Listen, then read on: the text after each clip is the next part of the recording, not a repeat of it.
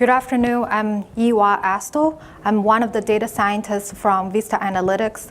We're a consulting company that provides advanced analytics and machine learning solutions to clients in the dispute and litigation domain. The topic I'm going to talk about is an application of Dynamic Logistic Regression with Unscented Kalman Filter. It's quite a mouthful. I hope by the end of the presentation, you'll have a clear idea what the use cases. And so what is predictive coding?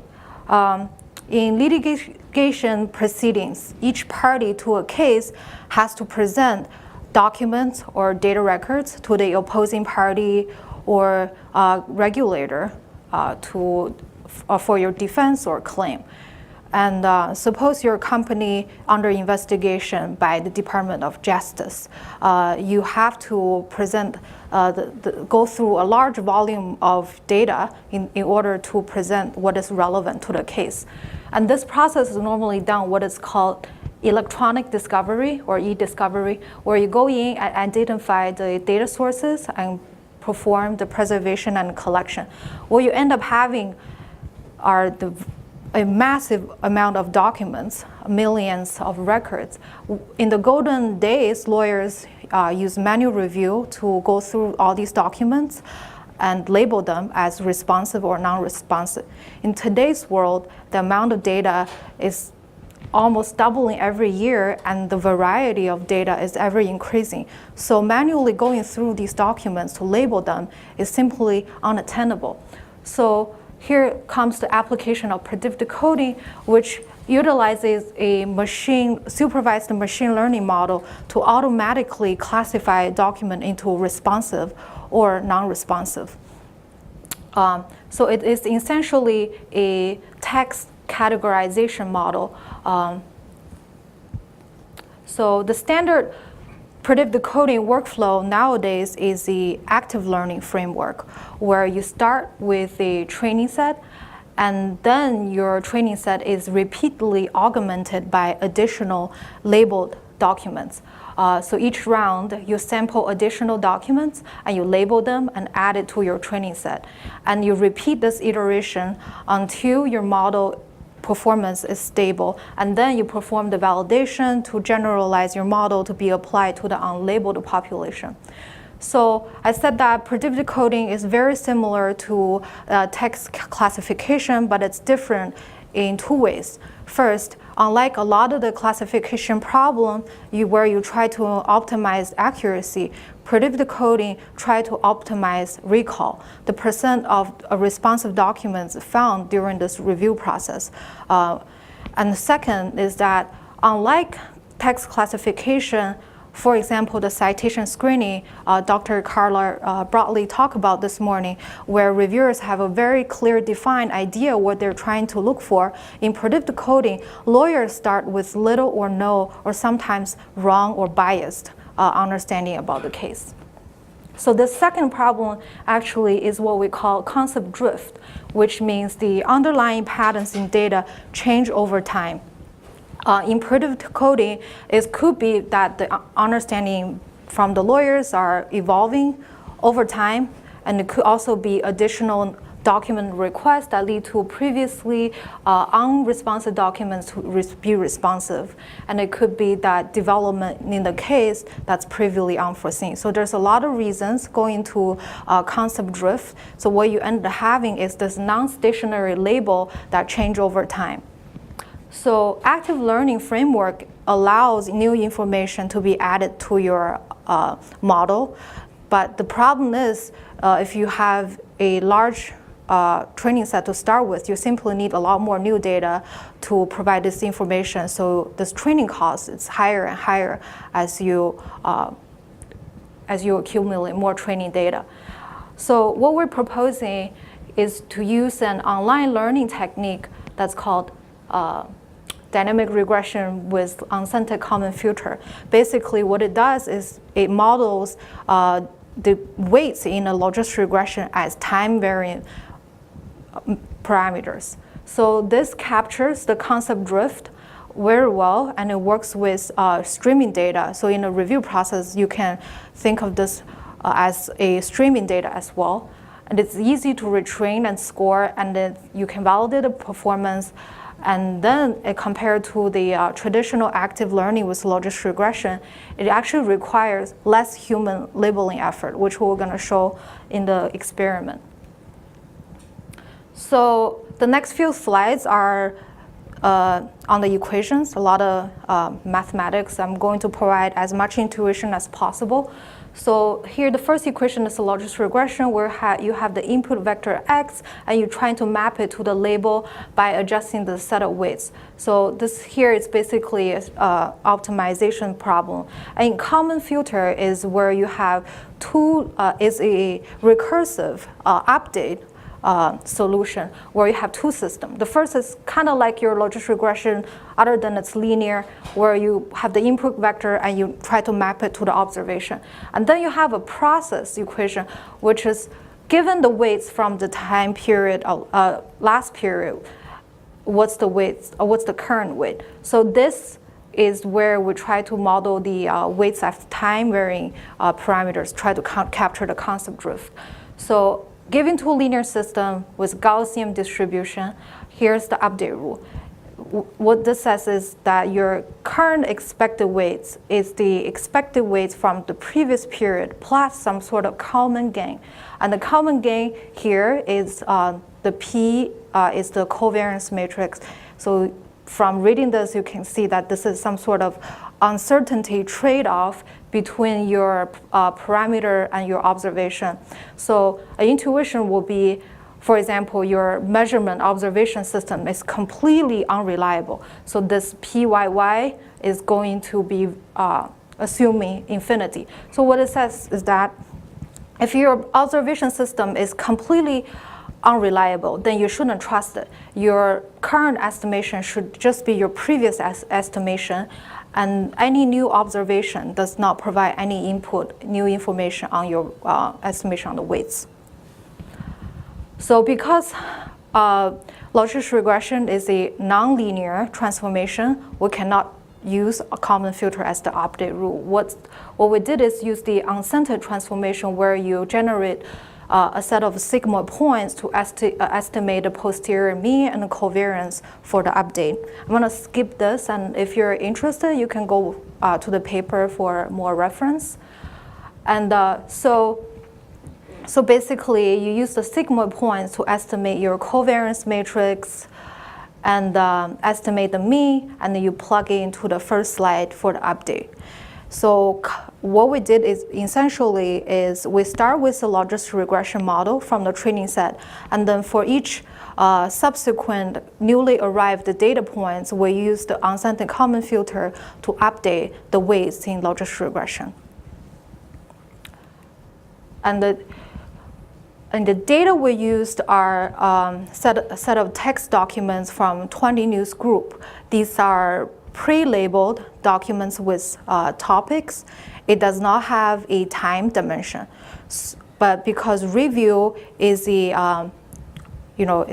streaming data basically, what we did is we try to simulate a review process by dividing the documents into 7 chunks representing 7 time frames. So T0 is where we build the training set, and then each subsequent period represent a batch of review session where you perform the active learning iteration, basically review more data, add it to your training set, and rebuild the data. And to simulate concept drift, we specified a decision function, a binary decision function to represent the simulated reviewer. 2 types of concept drift were simulated. First one is concept shift, where you have a sudden shift in decision. For example, you started with all hockey documents being responsive, then at time t, your decision flipped and to be all baseball documents to be responsive. And for concept drift, instead of this sudden change in decision, now we have a gradual incremental change each period. So this 0.8 represents that 80% of hockey documents are responsive. So from this binary decision-making function, we can simulate a synthetic concept drift. So this is what we did to simulate a consecutive concept drift, and we repeated the sampling 100 times, and then we averaged the result for the comparison. So here's an overview of the experiment. From the initial training set, we built a logistic regression, and then for each subsequent period, we sample documents, additional documents, and add it to the training set to augment the training set and either rebuild or use the Unscented Kalman Filter to update the model. And for each model built at the current period, we apply it to the subsequent set of documents. This is to measure how fast the model is adapting to new changes. And we measure the area under the curve for each batch's documents. And for the final set of validation, we measure recall as a function of human review effort, understanding that in predictive coding, what you're interested is to get the maximum responsive documents out of your population. And we also tested 3 ways of sampling your documents, which are random sampling, and decision value sampling, and also using what is called top-ranked sampling, meaning using the most responsive documents to augment your training set. And here is the result area under the curve for each period. So the vertical panels are the number of documents sampled each batch to augment the training set. And the horizontal panels are the sampling method we used.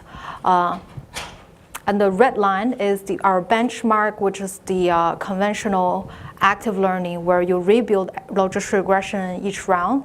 And the teal color line is what we implemented with Unscented Kalman Filter.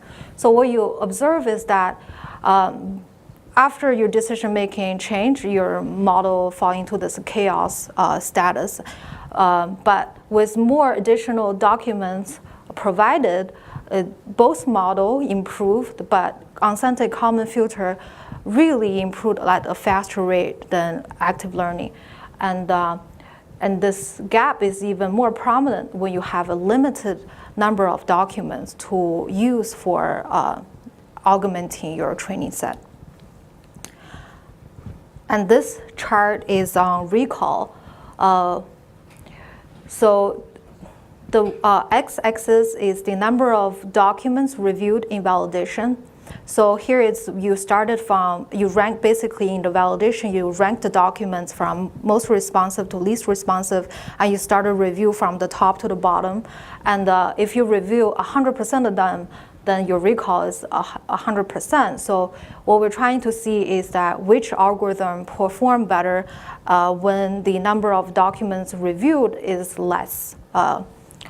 So what you can see is that Unscented Kalman Filter always gave a better recall, regardless the number of documents sampled and the sampling method. And this is the chart area under the curve for concept drift, where you can see that Unscented Kalman Filter is picking up the new pattern at a faster rate. It always had a higher accuracy, almost always had a higher accuracy compared to the active learning framework. Well, the Unscented Kalman Filter is also an active learning framework, but compared to the standard active learning framework. Here's the chart for recall. Similar pattern that we observed as in the previous scenario for concept shift, where the recall is always higher given the same number of documents reviewed, indicating that our model has better performance overall in the validation set. We also tried something called active label request.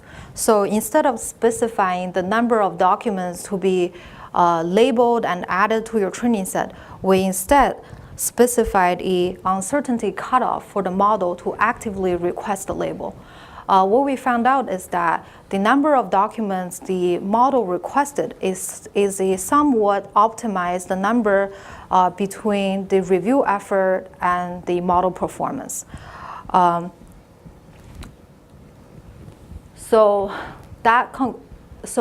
our conclusions are with both types of concept drift, logistic regression with Unscented Kalman Filter showed faster rate of learning new patterns. It has better overall performance in terms of accuracy and the final recall in the validation set. It also requires less labeling effort given the same amount of, to achieve the same level of performance regardless sampling selection strategy. So since we submitted this paper, we actually improved our solution further by embedding in ensemble learning. Because like other online techniques, Unscented Kalman Filter have very good plasticity, but ensemble learning further improved this, the stability of our model. And with the ensemble learning, now we can have more selections on the algorithm, not just the logistic regression. We can take advantage of a variety of algorithms. And we also further tested the ensemble learning with Unscented Kalman Filter on a set of spam email data. So spam email data has natural concept drift in it because the spam fraud scheme is constantly evolving and changing, might be returning to its old scheme. So what we did is that we ran the experiment on the spam email data, and our approach again showed better result. But that's after the submission of this paper, so it's not included in this deck. And if you're interested in talking to me about our solution in predictive coding or our future work, or our company, Vista Analytics, happy to talk to you after the presentation.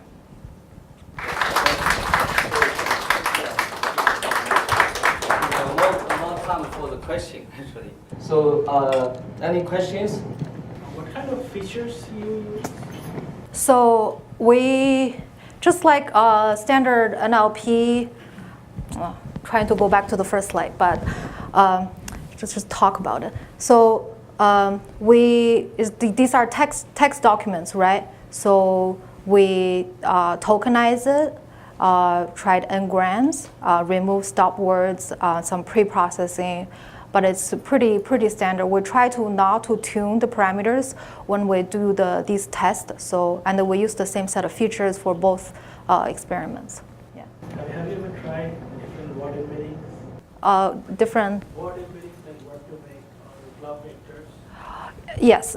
So word2vec or glot2vec or doc2vec, these are just representation of your text data, right? I think it might improve the result further, but it's not the point of this experiment. This experiment is to try to see how do we update a model to address the problem of concept drift in predictive coding. Yes. So I have a question. So if you, I saw you actually use like more than 200 documents, right, in your experiment, roughly, or actually more. So I'm wondering, like, you know, what time, like, is for the learning, you know, how long, like, you run in the cloud or you run in the just a general, you know, like desktop. Regular. How long usually does it take to finish like kind of learning process? So. By hour or 2 hours or something? Yes, so we repeat, we run this on a desktop. Okay. And we repeat the experiment for 100 times, and there are different sets of, you know, sampling method and sampling size. So I don't know exactly how long does it take for one iteration, but a few minutes, seconds. It also, yeah, And also for Unscented Kalman Filter, we implement the algorithm in-house, and then it has a lot of room to be optimized further. Yes. So it's a lot less than running like a cloud or just like a regular computer. Regular computer, yeah. Okay, thank you. So my question is, your technique is successful in your application. I think I wanted to ask, do you think the reason of the success of your technology is because of the problem, or do you think the technology can apply to other applications? Maybe do not have concept drifting in the text. Yes. So, like I mentioned here, in legal domain, in predictive coding specifically, here are the reasons for concept drift. But concept drift, especially for text data, it could be, there's a lot of scenario where you have this problem. For example, spam email data, like I mentioned a little bit. These are text data, and it's constantly changing. So I think actually a lot of streaming text data has this problem. I was talking to a friend who works for a media company. They're trying to categorize the topic of the news or category of the news. So Donald Trump in 2008 or 2009 will be, the news about him will be very different from the news about today or even next month. So these are all online learning problem where your data pattern are constantly changing. So any intuitive explanation? So yes, so the intuitive explanation is because I think the technique we used is specifically modeled for this time varying problem. Yes. Thank you. Thank you. Thank you.